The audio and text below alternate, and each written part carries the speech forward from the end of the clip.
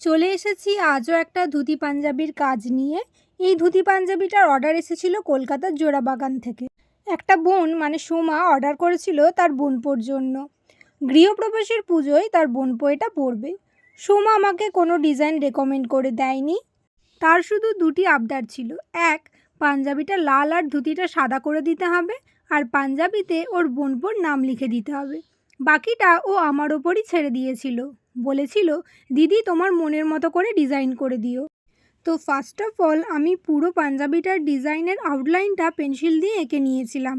তারপর সাদা রং দিয়ে ওই পেন্সিলের দাগ বরাবর একটা স্কেচ তৈরি করে নিয়েছিলাম, যাতে কলকাগুলো করতে সুবিধে হয়। তাই একটা আউটলাইন তৈরি করে নিয়েছিলাম। তোমরাও করে দেখো, দেখবে কাজ করতে সুবিধা হচ্ছে। তো আমি এখানে প্রথমে সাদা রং ব্যবহার করেছি। পুরো ডিজাইনটা শুকিয়ে যাবার পর হলুদ রং দিয়ে একটা ডবল টোনের কাজ করেছি।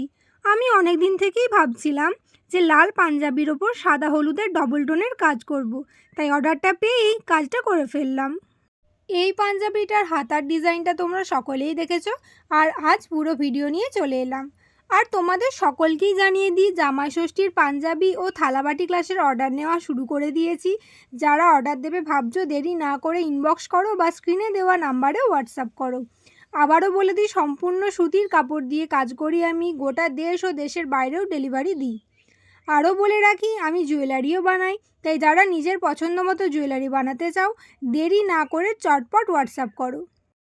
আর তোমরা অনেকে ইনবক্স করো যে দিদি পাঞ্জাবি ধুয়ে কাজ করব নাকি না ধুয়ে।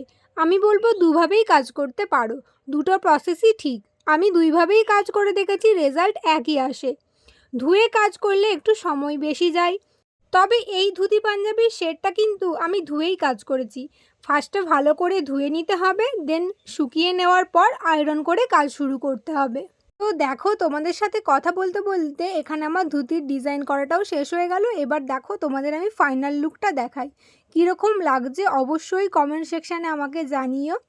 আর ভিডিওটি ভালো লাগলে একটি লাইক করে দিও।